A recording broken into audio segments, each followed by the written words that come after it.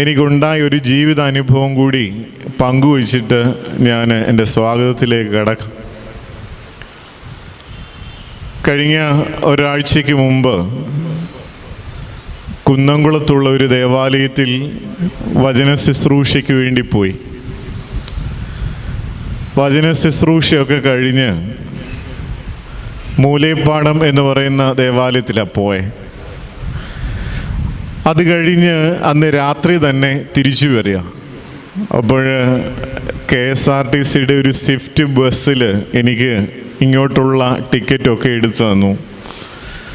അതിന് പ്രകാരം കുന്നംകുളത്തെ പഴയ ബസ് സ്റ്റാൻഡിൻ്റെ അടുത്ത് വൈകിട്ട് 10 മണിക്ക് ബസ് വരേണ്ടത്. ഞാൻ അവിടെ വന്ന് നിൽക്കുമ്പോൾ നല്ല ക്ഷീണമുണ്ട്.